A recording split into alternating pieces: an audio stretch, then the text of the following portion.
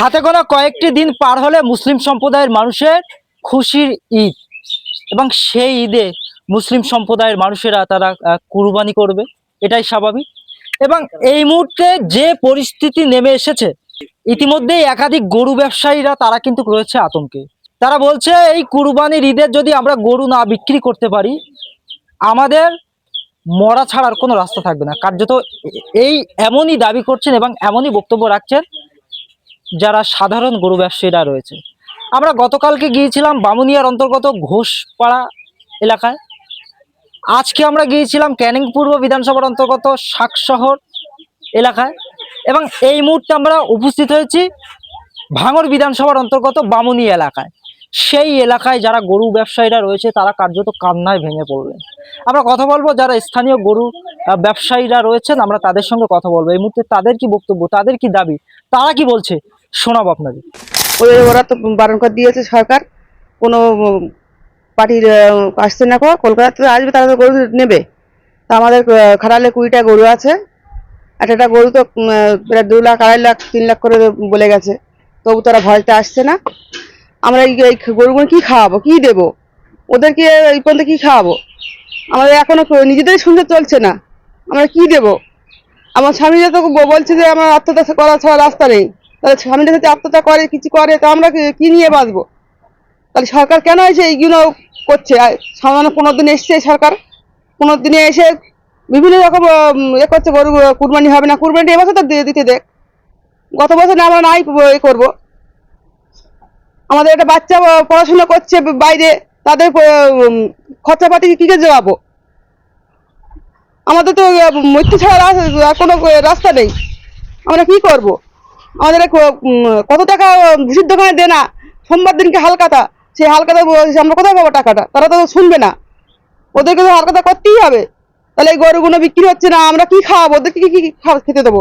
হয়েছিল ওর রিটার্ন দিতে হয়েছে, মানে গরু বিক্রি হয়ে গেছে আবার রিটার্ন দিয়েছে। হ্যাঁ, বলছে আমরা গরু নেবো না, আমাদেরকে ধরপাকড় হচ্ছে, আমাদের মারছে, গরু রাস্তা থেকে কেড়ে নিচ্ছে, থানাতে নিয়ে চলে যাচ্ছে, আমরা গরু নেবো না, আমাদের রিটার্ন দেও। তাহলে আমরা বাড়িতে বসে বসে গরু কি খাওয়াবো? এই কত টাকায় গরু, প্রায় একটা গরু 2 লাখ 3 লাখ টাকা দাম, সে গরুগুলো আমরা কি করব? ওদেরকে তো খাওয়াতেই হবে, আমাদের নিজের না খাওয়া হলে অবলা জন্তু ওদেরকে তো খাওয়াতেই হবে। এত টাকা ঋণ নিয়েছি, তাদের সুদ করা টাকা, লোনের টাকা, তারা তো শুনবে না, তাদের দিতেই হবে। তো কি করবো? আমাদের স্বামীটা তো হাল ছেড়ে দিয়েছে, বলছে আমরা কি খাওয়াবো, আমাদের তো গলা দড়ি দেওয়া ছাড়া রাস্তা নেই।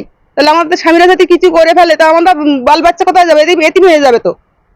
হ্যাঁ, আমাদের বাচ্চাদের লেখাপড়া শেখানো সব তো গরুর ভর্তি, গরুর ব্যবসায়ী করে তো সংসার চলে। প্রচুর ক্ষতি হয়েছে, প্রচুর ক্ষতি হয়েছে।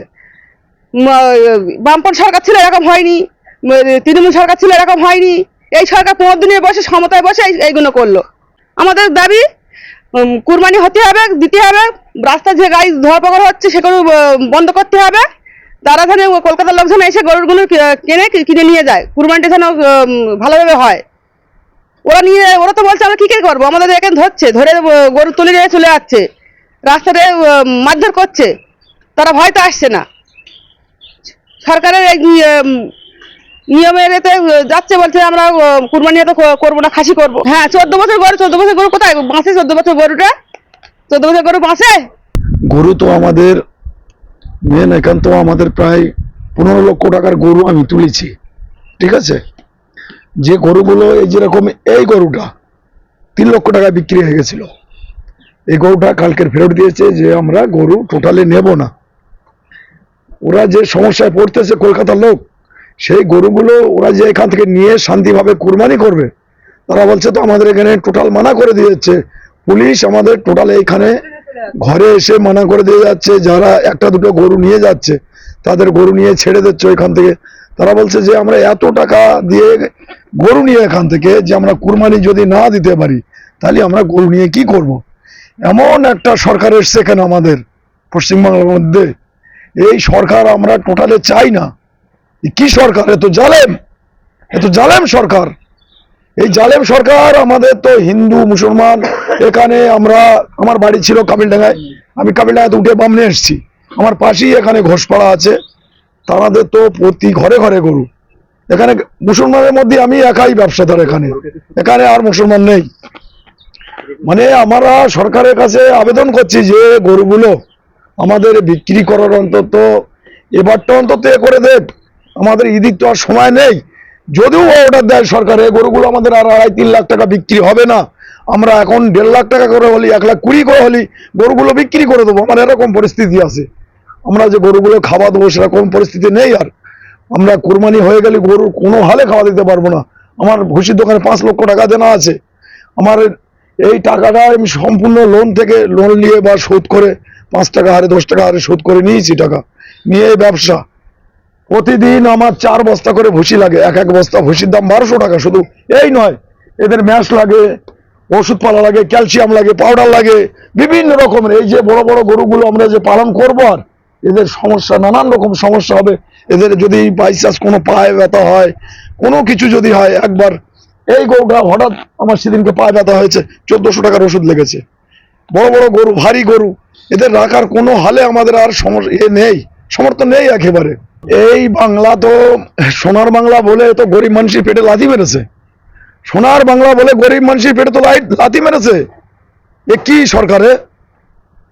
আপনারা দেখেন আমার ঘরে যে ভুসিগুলো ঢেলা আছে, 45 বস্তা করে ভুসি 10 দিন 12 দিন করে হয়। আপনারা আসেন দেখেন, ভুসিগুলো দেখেন। বর্তমানে এখন সরকারের কাছে আমাদের এইটাই দাবি, যারা আমরা তো প্রথম কথা হচ্ছে আমরা এই গরুগুলো নিয়ে আসি, এদের 1 বছর করে দুধ হয়, দুধ হবার পরে টোটালি আর দুধ এদের হয় না, কোনো হালে বাচ্চা দেবে না এরা। আর আমরা যে এদের রেখে দেবো, রাখারও কোনো পরিস্থিতি নেই।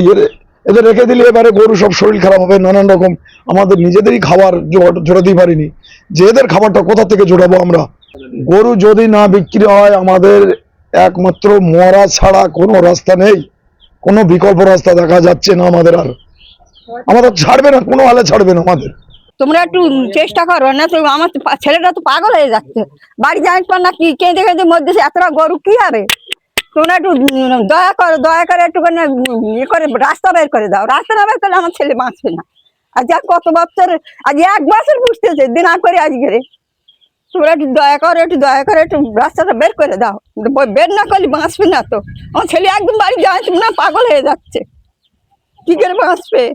সবাই তো আতঙ্কে রয়েছে। হ্যাঁ, পাগল হয়েছে, কতটা টাকা দিই না একটা দার ওই ভুসি লেসটা লেছে, ওই কদিন আর কদিন হবে ওই ভুসি খাবার দেবে কি করে? আমার ছেলের শুধু নিজে পাগল হয়ে যাচ্ছে, বাড়ি দাঁড়াতে পারে না গো।